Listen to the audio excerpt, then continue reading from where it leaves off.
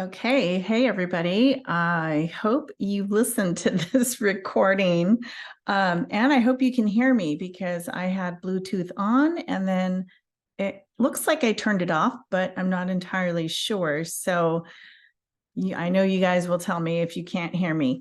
So I'm just going to go ahead and start recording. Whoever jumps on, jumps on. I hope you listen to this.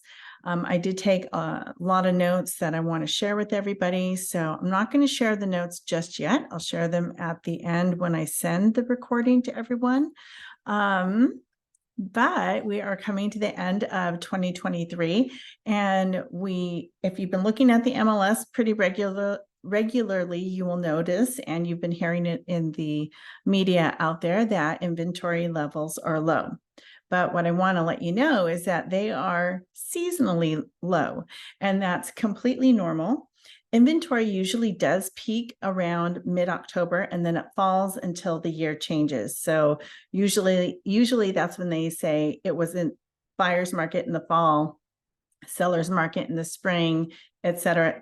You can't call it those types of markets, but the lull in that we're seeing today is somewhat normal. But should we worry about a lot more inventory wrecking the market and crashing prices? I don't think so. According to Lawrence Yun, who is the chief economist for NAR, he says, quote, "There are simply not enough homes for sale.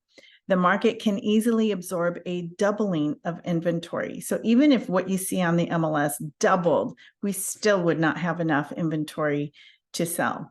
So yes, prices are up there, houses are on the market. There are homes to sell, but it's not like it used to be at all.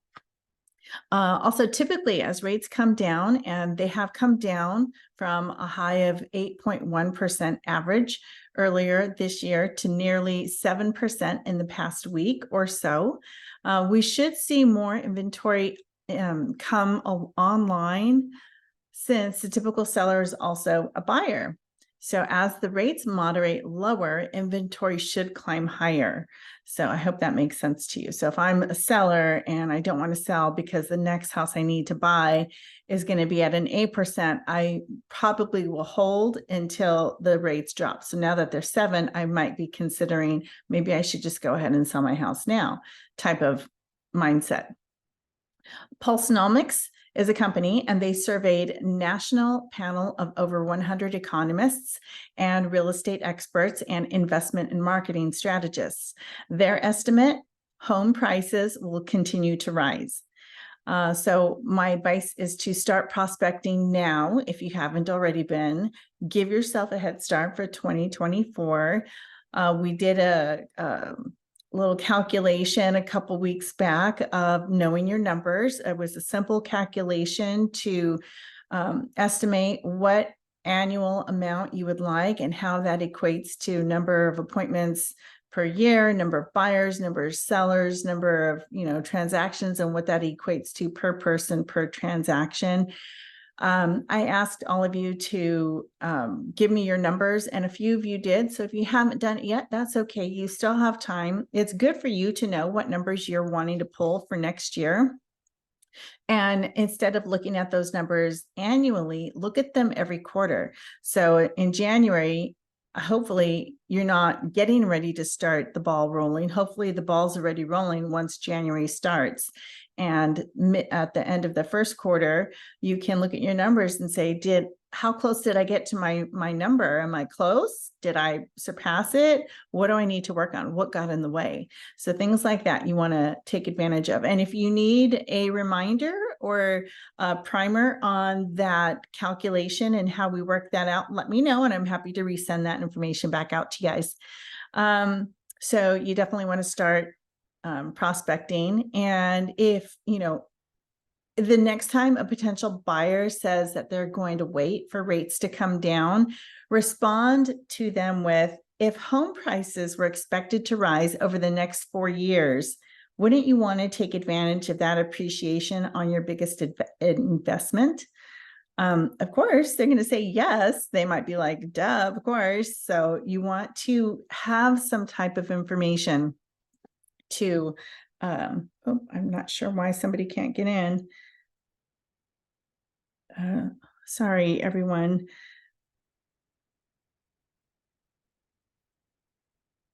Oops, go to Zoom and type in ID. Oops. Sorry, everyone. Okay, where was I? And I have my notes, so I'm trying to keep track here. Some key findings for buyers and sellers in 2024 from Bright MLS regarding mortgage rates. Mortgage rates are expected to fall below 7% in the first quarter and range between 6 and 6.5% before they reach 6.2% by the end of next year. That's great news, especially for anyone who's working with first-time home buyers. Let me just make it up.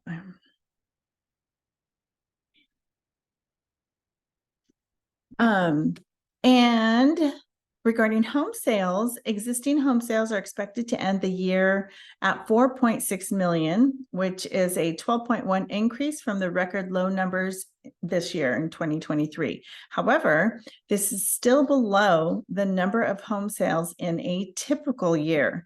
We're still adjusting from the last couple of years. That was just an anomaly and just blew any stats that we had for running tracking numbers. So a lot of this is we're trying to adjust and get back to where it used to be.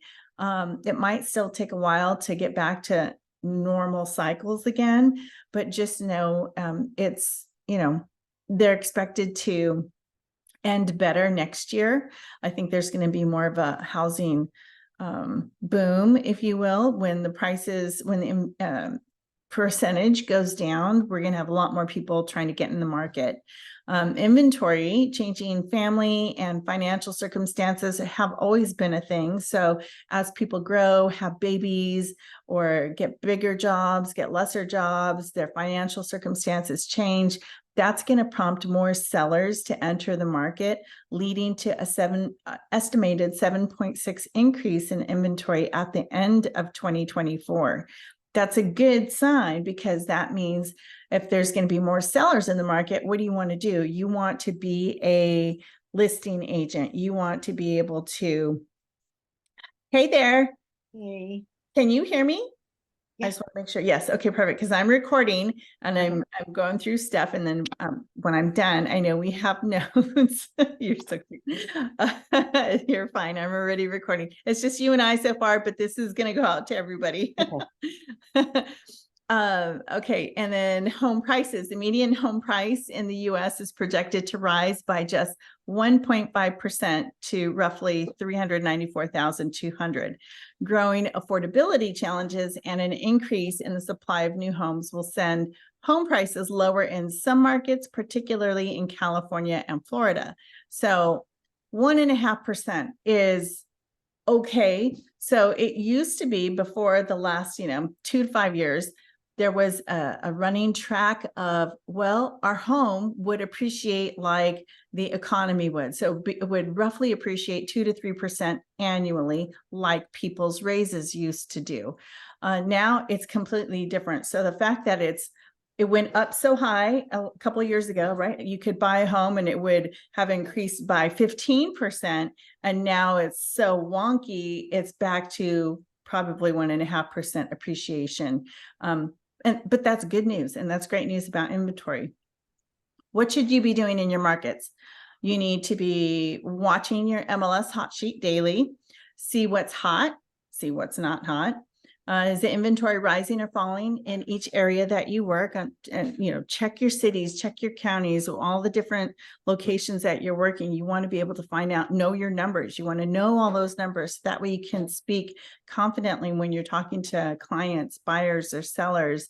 Is inventory rising or falling in the area? What price ranges are you seeing the most price reductions in? Why? How long have they been on the market? What's going on with those? Where is all the inventory? Are certain zip codes with more number of inventory than others? Are their prices significantly higher or lower? Why? What's going on there? Are the average days on the market going up or down?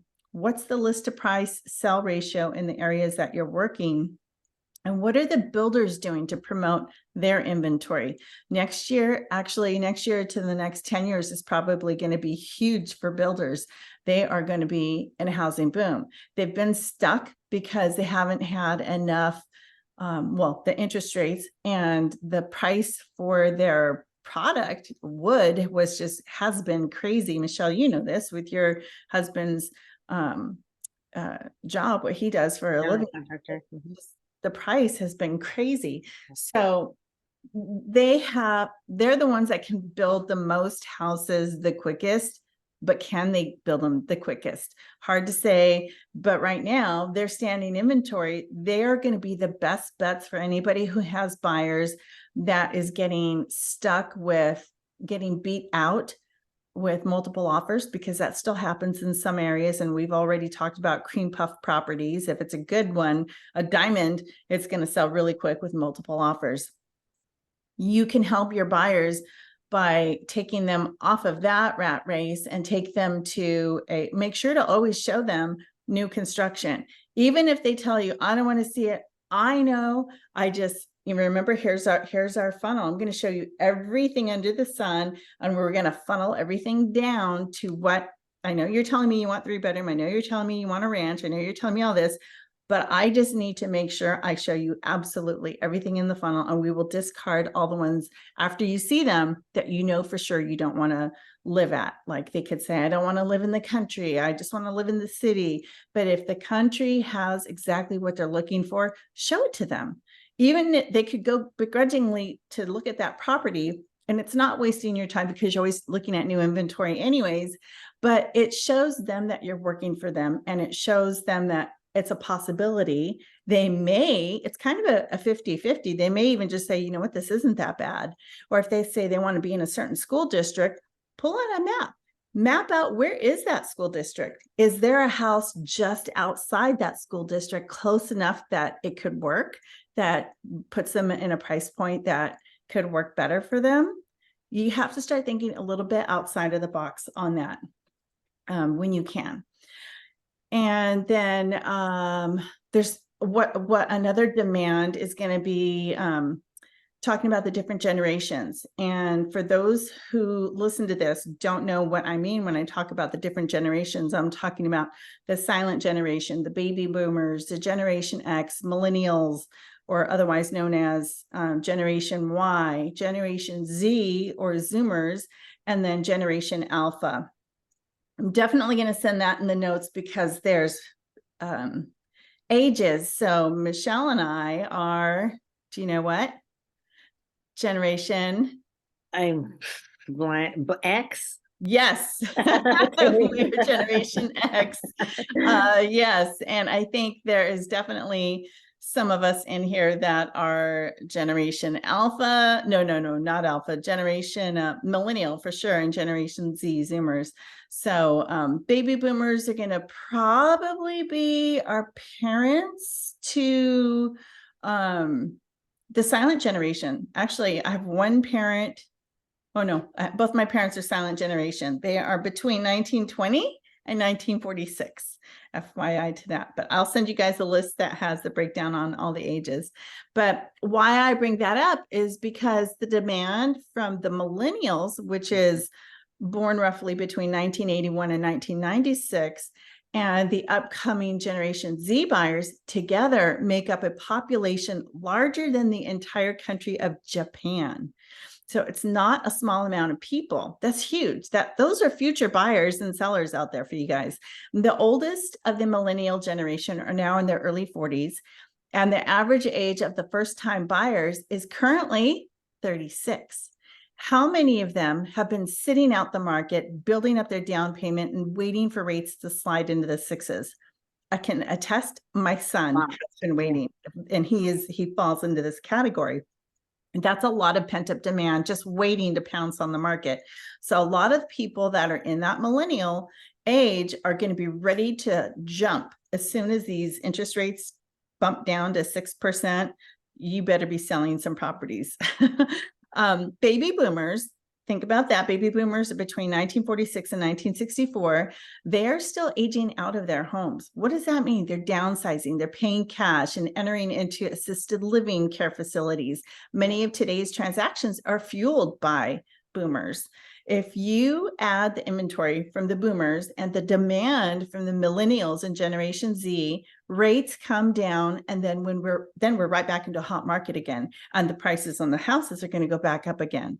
So it's too soon to tell, but demographics are certainly on our side as realtors, and a good reason to see home prices continue to increase, which is good for us as realtors, not so great for those millennials and Generation Z people who are trying to get in. So as soon as that interest rate drops, have all of your first-time buyers thinking now about getting in the market next year, because it's going to happen. And when it happens, it's going to happen fast. And as soon as they start buying, the prices are going to start going up again, because there's going to be so many.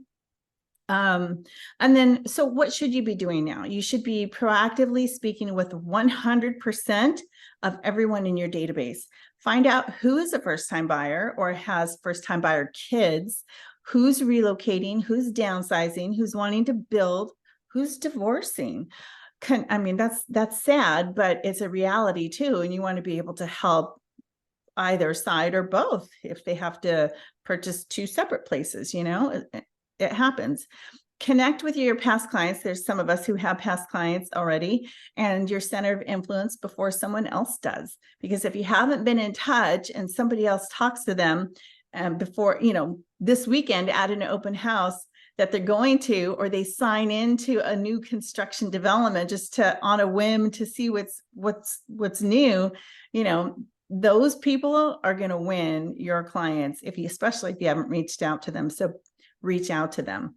Those are my quick notes that I had for today. But I know, Michelle, you and I were talking about something last week, I think it was, and I was really hoping you were going to be on so you could refresh my memory. Yeah. I think it was inspections or... So when home inspections are done. Yes. Okay. Let's go back. Home warranty. Home warranties. Okay. Home warranties. So obviously, either the seller, when we go to write an offer, we're asking for the seller to pay for the home warranty because it is a negotiable item. Yes. And if the seller pays for it, we're asking for whatever home warranty we're asking for it, and that's what they pay for. Mm-hmm. So what happens when, when you close, you got your home warranty. Mm-hmm. Does the paperwork come to the clients, or should we be making packets of what we know they're getting and getting in contact with the home warranty to get that information for our clients? Because otherwise, who's sending it to them? And also, what happens if they move in the house, it's closed, they got the keys, and that day something happens? Yeah, lots of great questions, tons of great questions. So most every home warranty company asks for the client's information. You do provide their contact information, their email, etc. They're not going to know what to look for. The client will never know what to look for. It's probably going to go to their spam. They'll forget about it. They've moved. They have to, call the utilities, change. It's a roller coaster when they have to close an escrow and then go into a new home and, or move from one place to another or relocate, et cetera. So it's too much of a burden to put on your clients. In my experience, and it's what I've done in my practice, is I've always not only purchased the home warranty, I tell you guys this all the time, it's a great risk management. It's a beautiful gift to give to your clients. I don't ever just buy the basic, because in my experience, too many things have gone wrong with properties once people move in. It just makes dollars and cents to me to just get them the upgrade. I usually go for middle of the road, depending on who the client is, depending on what the property is. I may go supreme upgrade, but usually I do at least the first tier upgrade. And I say first tier because some of the different companies have different tiers, different levels of upgrades. If Because the it could be as property, low as 300 up to $800. yeah, or yeah, I think in some cases, well, yeah, and then Yeah, you can buy upgrades. So there's, yeah, if the property has a pool, I'm gonna buy the pool upgrade. If the yeah. property has a septic tank, I'm gonna buy the septic tank upgrade. Or a well, I'm gonna do the whatever's extra or different than the basic. I'm gonna get that upgrade for my clients because I want to make sure that they know that they're covered for a certain amount of things. And what I always do is I always used to be in an office where they had the actual brochures, so I could just grab one. But since I'm not in an actual office anymore, I just go to the site and I download it. If they don't have one, I can download. I reach out to the rep and I say, hey, rep, I need some brochures. Will you please send them to me? They will mail you a box of like 20 or 25 of them. They're good to have on hand for this type of situation. So what I do is when it closes, I I give them the digital version when it first closes because if they're going to move in over the weekend, I want them to have that at the ready at their fingertips if something goes sideways. But what I also do is I make a point to put it in like a little gift bag with the tissue and a bow. And I put an actual brochure in that little bag and I take it to them a week after they move in because I want them to know that here's your home warranty, put this in your kitchen drawer, put this in your pantry drawer, somewhere where you're going to be able to access it quickly when something goes crazy or breaks down, etc. And I highlight on that brochure everything that's covered. And I let them know everything highlighted is covered. Anything that's not isn't. Here's your service fee. Here's the phone number. When something happens, you call that number. Service people come out, they fix it. If they can't fix it, they replace it. If you don't want that, if it's a GE washer and you want a Bosch dishwasher, if the value of the GE washer is 500 and the Bosch dishwasher you want is 800, you just pay the difference. Whatever the gap is that isn't covered, you can pay and you can upgrade. So that's the beauty of having it. It's a wonderful thing to have for people who are first-time buyers because they're used to landlords fixing everything for them. So they're used to that aspect of being able to call somebody to come and fix something. When you're a homeowner and stuff goes and it breaks, it's part of home ownership also. So even if you don't have a home warranty for somebody and something breaks, then that's just part of being an owner and you have to call a plumber or a heater. And what I just learned too with this last one, because they were new home buyers, is that they also have home insurance. So whatever the home warranty didn't cover, they have to call the home insurance because it's a bigger job. Depending on what it is, they can.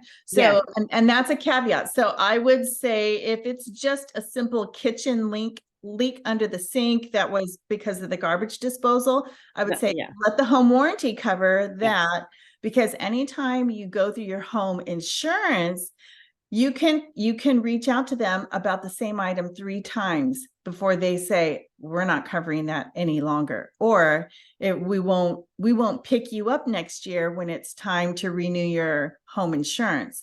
So if that what was the issue on that particular property? So they didn't know that the pipes in their backyard were put in wrong. It's a mess. Oh, So there was a clog and they had to put a camera down, which right, the home warranty didn't cover. right. And the cameras can be expensive, just so you know. And what And was that range? It was in the thousands, right? well, theirs was only 600, Oh, thank thankfully, God. but it But can be can in the be. thousands. It could Yeah. be, Yeah. especially if you have roots Mhm. or something else major going on.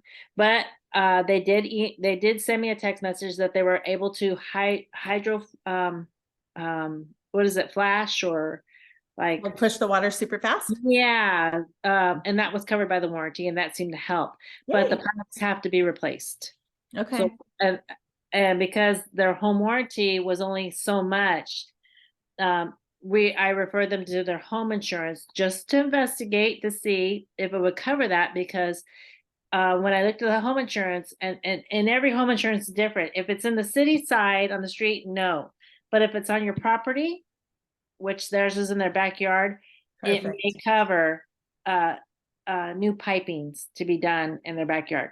Yeah. And that was pretty brilliant of you to think of that and that's outside the box thinking. Yeah. It's also experience thinking and nuance thinking, because most people would just think home warranty, but it's like, well, wait, why do I have home insurance? Can't they cover the difference? And they will usually cover a gap. And then that just makes the home owners feel so grateful to Michelle for like even suggesting the home insurance company. And then, wow, between the home warranty, thank you for that, plus the suggestion of the home insurance company, now we don't have to pay this amount. Now we just have to pay this amount. Yeah, And that's that's what we're part of hoping. home ownership. Yeah.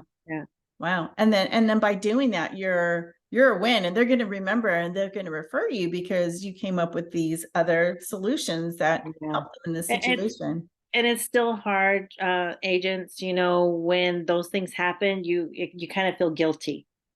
Mm. You're like, did I do something? Because it's probably a new feeling, especially when you're going through it for the first time. Mm.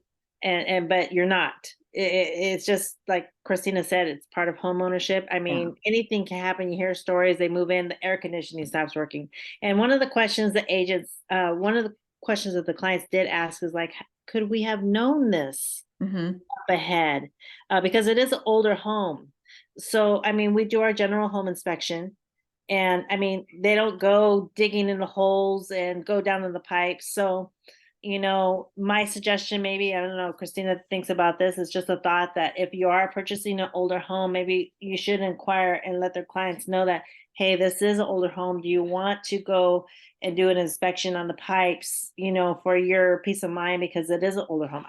We can't see that part. The home inspection we do is just a general, right? I think that's it's probably good risk management to let your clients know you can get any inspection under the sun. Some older homes do have some problems with pipes. It's totally up to you, but I wouldn't be specific necessarily. And it depends on your client, especially a first-time buyer who might be short of money to pay for a lot of inspections. Unless that's an additional thing you want to add to your services, then by all means. But I think it's going to depend on the type of property. If it's a house in the city suburbs or in the city limits, then I don't know that I would do that, especially if there wasn't even a tree in the backyard. If there's a tree in the backyard that I know for sure has roots that extend out, I might suggest it. But if there's just grass and no rhyme or reason and nothing in the disclosures that led to or alluded to any idea that anything was remotely wrong, I don't know that I would necessarily say go have another type of inspection. I would just say you're welcome to get all these inspections. And in my experience, like, so now whenever you do have clients that have and it doesn't even have to be an old house necessarily. It could be a brand new house next to an old tree, right? Maybe the tree's on the neighbor's side. And maybe those roots are coming through the yard that nobody would have known. And just so happens. So sometimes things happen. It's just the perfect storm for, issues to pop up like that. But I mean, obviously as realtors, the first place we're going to look at is, was it in the disclosures? Did I miss this? And you go back and you look at everything again, right? TDS, SPQ, was there anything else that they didn't say? Could they have said anything?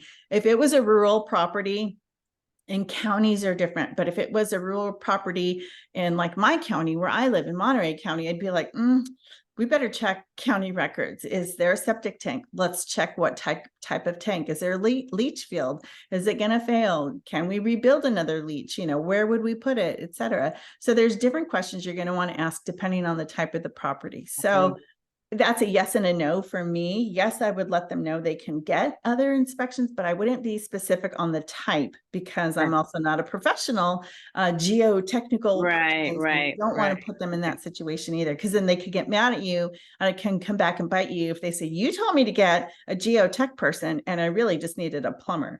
Like, you have to be careful. Yeah. A little bit. That's a good one though. Any other hot topics to share with everybody?